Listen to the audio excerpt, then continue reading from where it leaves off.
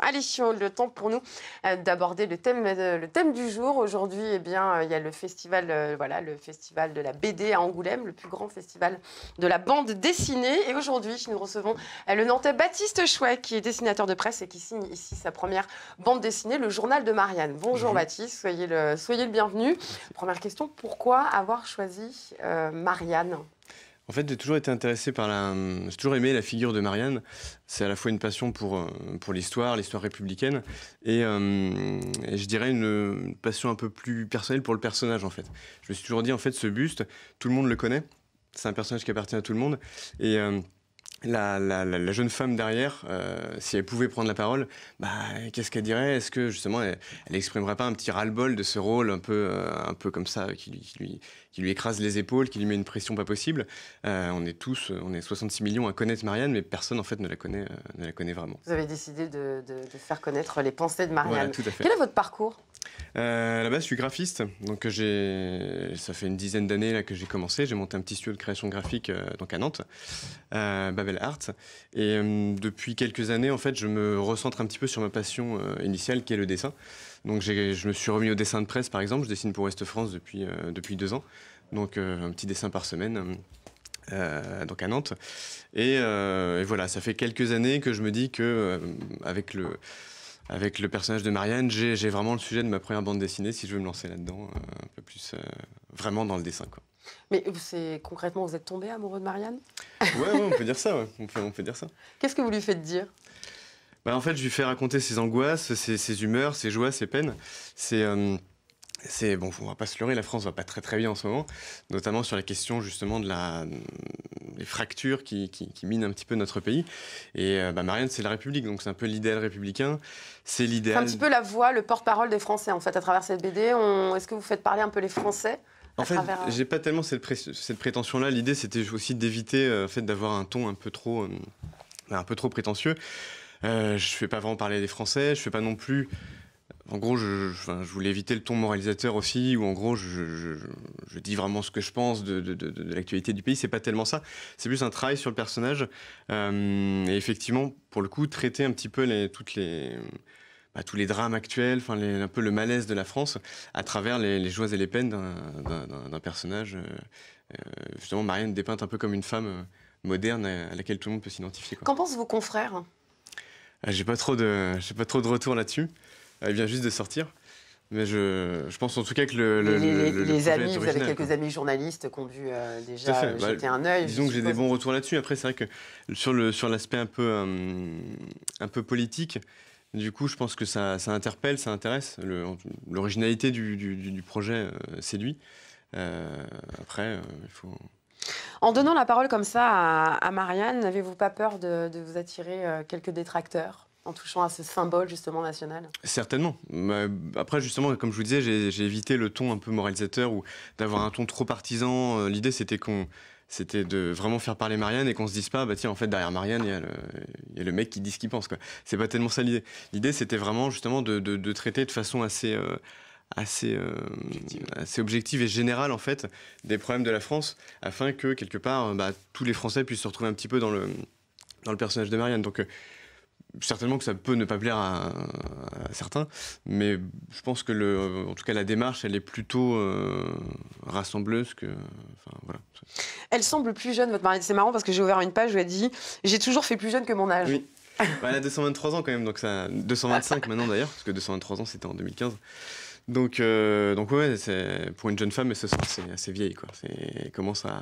Le poids des années commence à peser un petit peu sur ses épaules, et du coup... Vous avez envie de lui redonner un petit coup de exactement. jeune. Elle sait qu'en fait, elle est pas dans le même temps que la plupart des mortels, donc elle peut très bien trouver une seconde jeunesse, mais elle a clairement du mal à la trouver. Là, elle est un peu au point mort, quoi. Sur quel support vous travaillez ? Support classique, je dessine au feutre et au crayon. Après, il y a pas mal de pages du livre qui sont des pages du journal de Marianne, c'est en fait des croquis, des petits dessins. Donc là, du coup, j'ai un peu varié les outils. Donc il y a du feutre, mais aussi un peu d'encre de Chine, quelques dessins au crayon. Mais disons que c'est assez classique. Alors là, vous lui faites... Non, c'est Charles Baudelaire. Ce qu'il y a d'ennuyeux dans l'amour, c'est que C'est un crime où l'on ne peut pas se passer d'un complice. Bah, Marianne se sent un peu seule, en fait. Tu les aimes, les fesses. Elle est un petit peu... C'est un petit peu tendancieux. Oh, tendancieux, je dirais pas ça. Mais en fait, Marianne, quelque part, elle a un peu la souffrance aussi de ne pas être une vraie personne. Et en fait, tout ça, ça lui manque. L'aspect charnel, les relations, quoi. Donc, quelque part, elle aimerait bien être une petite femme comme les autres pour justement connaître un peu les joies de la vie de tous les jours, quoi. Et elle se sent un peu seule. Selon vous, elle est en danger, Marianne ? Bah oui. Moi, l'idée, c'était pas de faire un livre alarmant, enfin un truc trop comment dire, trop déprimant. Mais par contre, il est évident qu'on l'a bien vu aux dernières élections, c'est quand même assez, c'est pas très très réjouissant, quoi. L'extrême droite est de plus en plus aux portes de la République. Donc Marianne, elle se sent en danger. Elle sent aussi que les Français quand même tiennent suffisamment à elle et qu'elle a justement les cartes en main pour un petit peu rebondir. Mais malgré tout, si on fait pas gaffe, en fait, elle est depuis tellement longtemps dans le paysage que Marianne, on l'aime beaucoup, elle est jolie, c'est ce buste figé qu'on connaît tous. Mais bon, si justement on considère que tout est acquis, elle va finir par mourir sans qu'on Dans votre BD, on la sent plus libre. J'ai essayé d'en faire une femme moderne. Une femme moderne, quoi. Donc justement, assez libre, assez en fait, elle est très déprimée, mais l'idée, c'était quand même justement de montrer qu'elle a du caractère. Elle est un peu au creux de la vague, mais si on la chauffe, si on la pique, elle peut aussi un peu péter un plomb. Oui. Voilà, vous êtes dessinateur pour Ouest France. Est-ce que vous avez proposé vos dessins, notamment l'idée de faire parler Marianne? En fait, j'ai déjà dessiné Marianne dans Ouest France une fois, parce que vu que je dessine sur l'actualité locale, c'est assez difficile de convoquer le thème de la République. Mais oui, ça me plairait beaucoup. En fait, l'idée, c'est aussi de faire vivre le personnage de Marianne maintenant le plus possible, même un peu en dehors du livre. C'est le fait de faire parler un personnage comme ça, c'est après de le mettre en scène dans l'actualité quelle qu'elle soit, donc d'avoir éventuellement de la retrouver sur divers médias. Par exemple, elle a une page Facebook maintenant, sur laquelle elle peut s'exprimer et donner un peu son... Elle a beaucoup de fans. Ah, pas encore. Pas encore, mais peut-être que là, du coup, elle en a un petit peu plus. L'idée, c'est qu'effectivement, elle puisse s'exprimer un peu en dehors de ce livre-là, peut-être jusqu'à un prochain journal. En tout cas, voilà, maintenant, elle a un petit peu... c'est un peu comme si elle avait entamé une thérapie, en fait. Par ce biais-là, elle voit qu'elle peut exprimer ses humeurs. Là, ce qu'on peut lire au dos, c'est « Je ne vais pas bien, de toute façon, tout le monde l'a remarqué. Oh, je sais ce que vous dites, pauvre petite fille riche avec sa crise existentielle. » Pourquoi Marianne serait-elle riche ? Viendrait d'un milieu aisé, en tout cas. Je pense que c'est un peu à l'image de l'opinion que les Français ont d'eux-mêmes, en fait. C'est que le Français a un rapport très complexe avec son pays et avec lui-même, enfin avec le peuple français. Et en fait, je pense qu'il y a un mélange de fierté, du fait qu'on se dit, mine de rien, on n'est pas n'importe quel pays, ce côté pays des droits de l'homme, pays de la culture, ça compte en fait pour nous tous. Mais il y a aussi ce truc, en gros, on est une nation occidentale, on est un pays très développé, on va pas se plaindre, quoi, par rapport justement à ce qui se passe dans le monde. C'est vrai, mais enfin, tous les Français n'ont pas une vie très facile. La Marianne ne pourrait-elle pas représenter justement cette classe sociale qui est besogneuse et qui pour autant... n'arrive pas forcément à joindre les deux bouts à la fin du mois. En fait, elle les représente aussi. Le truc, c'est que Marianne, c'est un peu comme une fille de bonne famille à qui on a mis... sur laquelle on a projeté beaucoup trop d'attentes, quoi. Ça ne veut pas forcément dire qu'elle a une vie de fille riche, parce qu'effectivement, sa vie est assez difficile. En plus, elle le dit dans le livre, elle a été abandonnée au début du 19e siècle. La République, c'était un peu chaotique, quoi, donc elle a subi elle a eu une enfance très, très, très rude. Donc en fait, l'idée, c'est pas qu'elle est une fille vraiment privilégiée, mais c'est qu'elle est quand même issue d'une grande famille. La France est un très vieux pays qui a quasiment 2000 ans, donc on est vraiment sur cette idée de le poids de sa famille, le poids de ce destin qu'on lui a prédit, quoi. Vous vous êtes inspiré de votre propre vie ?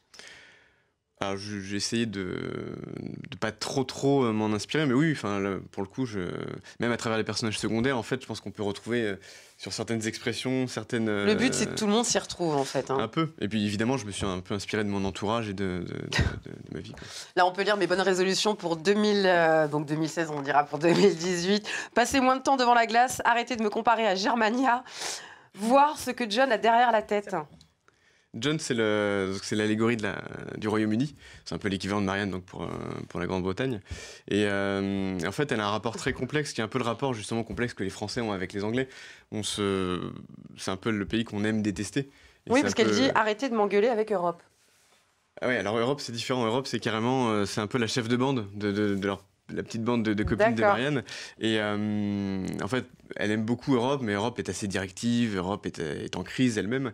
Et donc, c'est pas facile, quoi. C'est un peu deux filles névrosées qui ont du mal, des fois, à vivre. Et parmi ces bonnes résolutions, prendre davantage d'initiatives, sortir, aller dans les banlieues et renouer le dialogue avec les Français. Ouais.